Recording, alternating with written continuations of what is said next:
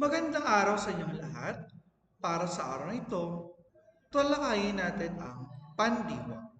Pero bago ang lahat, ano nga ba ang pandiwa? Ang pandiwa, ito ay isang salitang nagsasaad ng kilos o galaw sa pangyayari o katayuan. Ano ang mga halimbawa ng pandiwa? Laro, naglalaro, laba, naglalaba, kusot, nagkukusot, luto, nagluluto. Yan ang mga halimbawa ng mga salitang nagsasaad ng kilos o galaw sa pangyayari. Ngayon, dumako naman tayo sa pagtalakay ng aspekto ng pandiwa. May apat na aspekto ng pandiwa. Una, naganap o perpektibo. Pangalawa, perpektibong katatapos. Pangatlo, pangkasalukuyan, nagaganap o imperpektibo. Pang-apat, panghinaharap o magaganap pa lamang, ito ay kontemplatibo. Isa-isahin ulit natin.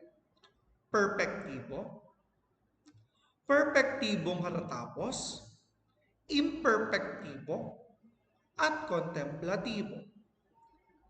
Dumako tayo sa pagtalakay ng perpektibo o naganap na ang kilos. Sabi rito, ang kilos ay naganap na. Ginagamitan ito ng panlaping na, nag, at in. Halimbawa, kumain ako ng tinapay kanina. Ang pandiwang ginamit ay kumain. Ang panlaping ginamit ay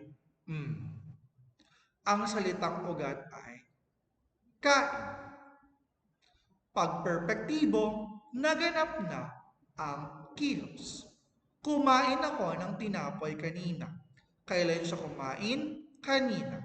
Ibig sabihin, naganap na ang kilos. Dumako tayo sa ikalawang halimbawa.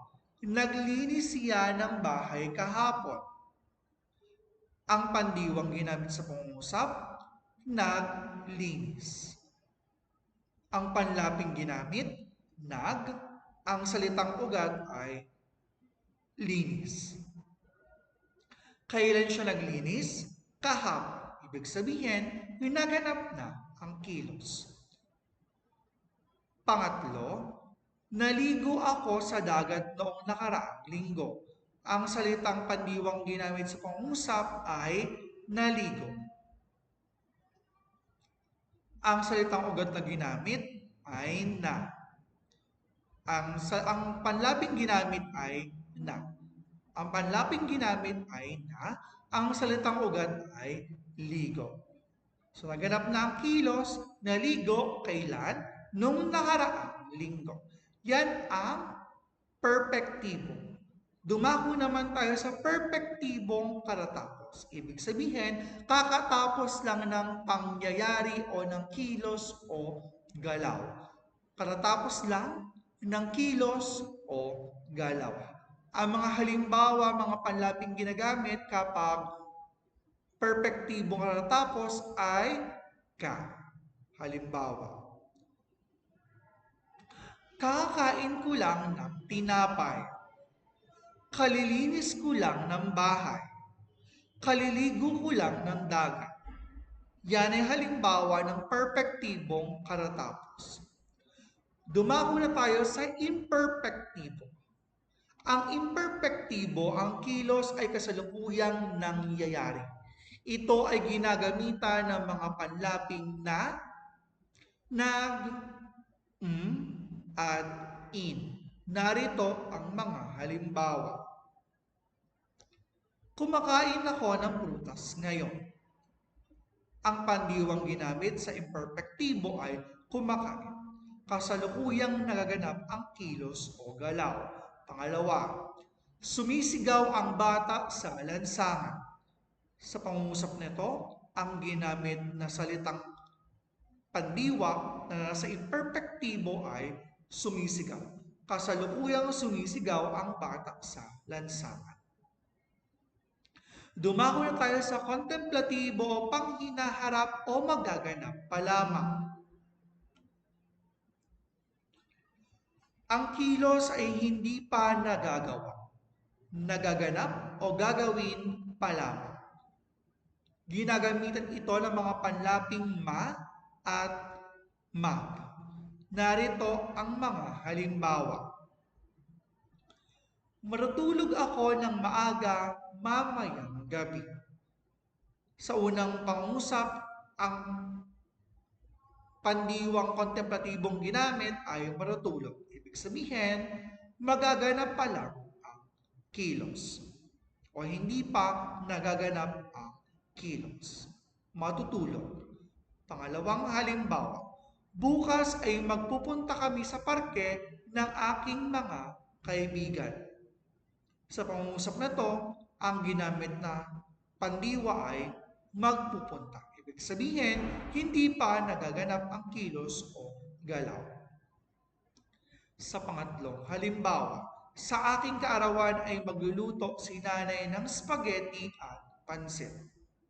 Sa pangungusap na to, ang ginamit na salita na pandiwa ay magluluto. Nasa aspekto ng pandiwang contemplative na hindi pa nagaganap ang kilos o galaw. Yan ang kontemplatibo. Narito ang ilang mga halimbawa. Perpektibo, imperpektibo, kontemplatibo, at perpektibong katatapos. Narito ang salitang ugat. Una, punas. Perpektibo, nagpunas. Imperpektibo, kasalukuyan nagaganap, nagpupunas. Kontemplatibo, hindi pa nagaganap ang kilos o galaw, magpupunas. Perpektibong katatapos, kapupunas. Halimbawa pang isa, dikit, salitang ugat. Perpektibo, naganap ng kilos, nagdikit. Imperpektibo, nagdidikit. Kontemplatibo, magdidikit. Perpektibong katatapos, kadidikit. Pangatlong halimbawa, sampay, perpektibo, nagsampay. Imperpektibo, nagsasampay. Kontemplatibo, magsasampay. Perpektibong katatapos, kasasampay. Dumako na tayo sa pang-apat na halimbawa. Salitang ugat, tingin. Perpektibo, nagtingin. Imperpektibo, nagtitingin. Kontemplatibo, magtitingin. At perpektibong katatapos, katitingin. Para sa pinakahuling halimbawa ng aspekto ng pandiwa, ang salitang ugat ay mahal. Perpektibo, nagmahal. Imperpektibo, nagmamahal. Kontemplatibo, magmamahal. At perpektibong katatapos, kamamahal. Sana inaunawaan nyo ang aspekto ng pandiwa. Dumako na tayo sa panlapi o kayarian ng pandiwa. Nariyan ang payak, may lapi, inuulit at tambalan. Payak. Ang payak ay pandiwa. Ang payak na pandiwa ay isang pandiwa na walang panlapi. Ito ay isang salitang ugat na nagsasaad ng kilos o galaw. Ibig sabihin ng payak, hindi nilapian. Halimbawa ng mga pandiwang payak: laro, mahal, labang, gusto, kain. Yan ang mga halimbawa ng payak na salita. Walang panlapi na ginamit. Dumako naman tayo sa may lapi. Ang may lapi na pandiwa ay isang pandiwa na binubuo ng isang salitang ugat at isa o higit pang may panlapi. Ang mga panlapi ay mga morpema na kinakabit sa isang salita upang baguhin ang kahulugan nito. Siyempre, meron tayong unlapi na ang panlapi ay nasa unahan ng salita. Meron naman tayong kabilaan na ang panlapi ay nasa unahan at hulihan ng salita. Meron naman tayo tinatawag na hulapi o nasa hulihan lang ng pangungusap ang nilapian sa loob ng isang salita. At marami pang iba. Yan ang may lapi. Dumako naman tayo sa inuulit. Isang uri ng pandiwa kung saan ang salitang ugat ay inuulit, maaaring bahagi lamang o buo, upang magpahayag ng iba't ibang kahulugan. Yan ang inuulit. So dumako na tayo sa tambalan. Isang uri ng pandiwa ng binubuo ng dalawang magkaibang salita na pinagsama upang bumuo ng isang bagong kahulugan. Karaniwang ang ito ay binubuo ng pandiwa at isa pang pangalan, panguri o pang-abay. Halimbawa,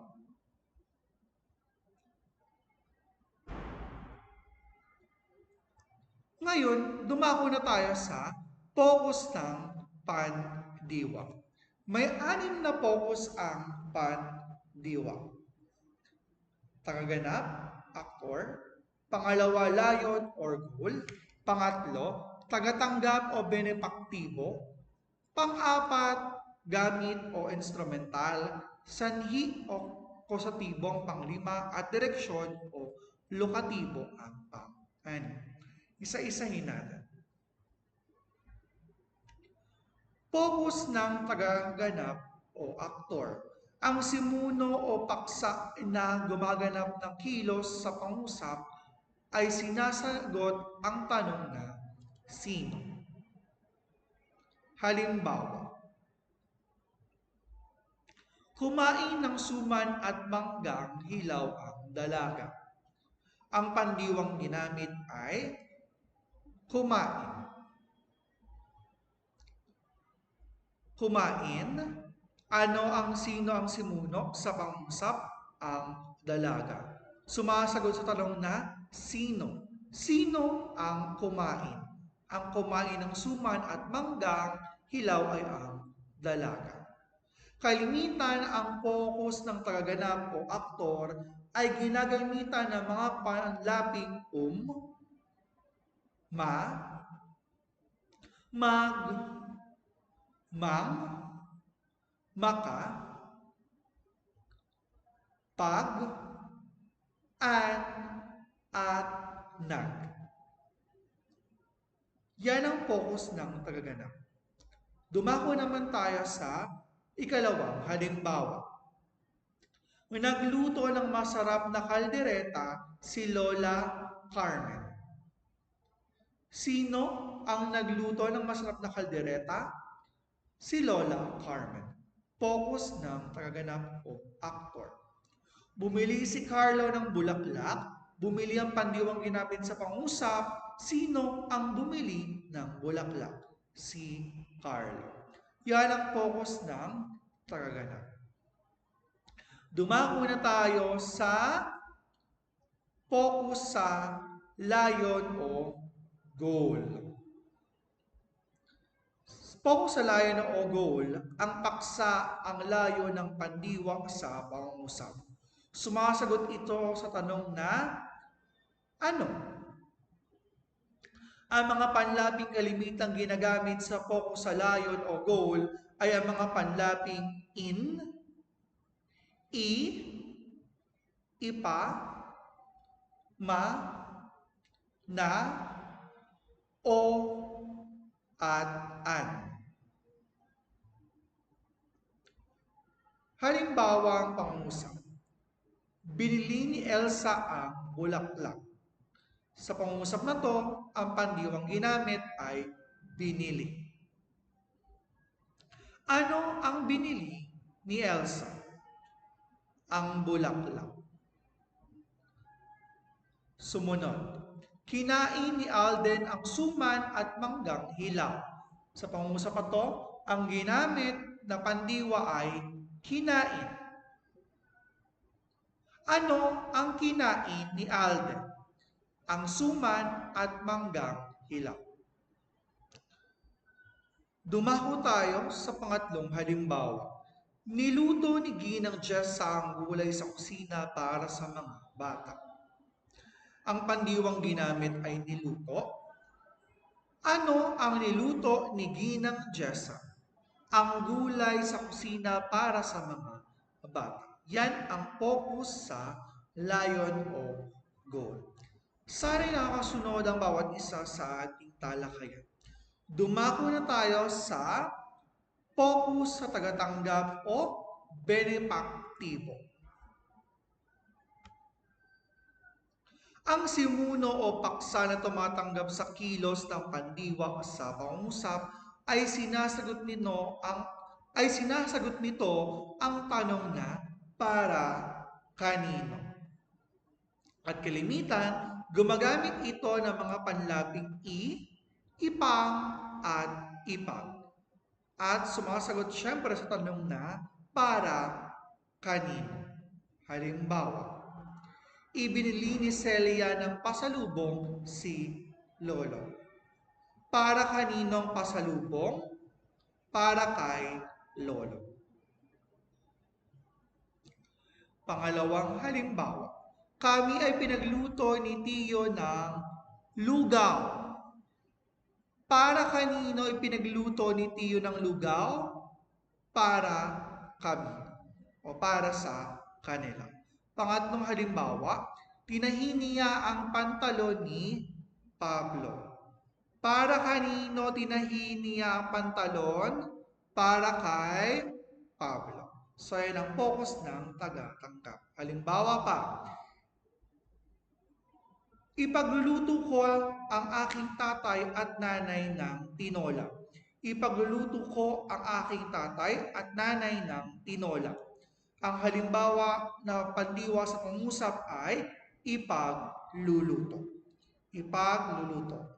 Ang simuno ay ang aking tatay at nanay ng tinola. Para kanino ang tinola? Para kay nanay at kay tatay. So, yan ang halimbawa ng focus sa tagatanggap sa benepaktibo. So, dumako na tayo sa focus sa gamit o instrumental. Ang simuno o paksa sa kasangkapan o bagay na ginagamit upang may sagawang kilos ng pandiwa sa pangungusap ay sumasagot sa tanong na sa pamamagitan ng ano. Sa pamamagitan ng ano. At kalimitan ginagamit na panghalip ay ipang. Halimbawa, ipinangpunas ni ate ang basahan sa lamesa. Ang ginamit na pandiwa ay ipinangpunas. Sa pamamagitan ng ano? Ipinangpunas ang basahan. Ang basahan ang simuno sa pangungusap. Paano ginamit ang basahan? Ipinangpunas. Pangalawang halimbawa, ipinanghilamos ni Carla sa mukha ang regalo ko, panyo. Ang pandiwang ginamit ay ipinanghilamos. Paano ginamit ang regalong panyo kay Carla? Ipinanghilamos. Yan ang focus ng gamit o instrumental. So, dumako na tayo sa focus sa sanhi. Focus sa sanhi o positibo. Ang simuno o paksa na nagpapahayag ng sanhi ng kilos ng pandiwa sa pangusap ay sinasagot ang tanong na bakit? Ang mga panlaping ginamit ay ika, ikina. Narito ang mga halimbawa. Una, ikinatuwa namin ang pagpunta sa parke kahapon. Bakit ikinatuwa? Ang pagpunta sa parke kahapon. Sanhi, kaya siya natuwa dahil ang pagpunta nila sa parke. Ikinalungkot ni Vicky ang hindi pagpunta ni Berto. Bakit ikinalungkot ni Vicky? Dahil hindi pumunta si Berto. Ikinainis ni Sheila ang pang-aasar sa kanya ni Wendy. Bakit ikinainis ni Sheila? Dahil sa pang-aasar sa kanya ni Wendy. Bakit ikinainis ni Sheila? Dahil sa pang-aasar ni Wendy. Ngayon ang focus sa sanhi o kusatibo. At ang pinakahuli ay focus sa direksyon o lokatibo. Ang paksa o simuno ang lugar na ginanapan ng pandiwa sa pangungusap. At kalimitang sumasagot sa tanong na saan. At kalimitan, ang ginagamit na panghalip ay an. Han, ma, an, pang, an, mapag, pinag, in, at an. Halimbawa, pinagtaniman namin ang bakuran ng maraming gulay. Ang pandiwang ginamit ay pinagtaniman. Saan pinagtaniman? Bakuran ang simuno sa pangungusap. Saan pinagtaniman? Sa bakuran. Pangalawang halimbawa, pinagbilhan ng ulam ni Jerry ang tindahan sa kanto.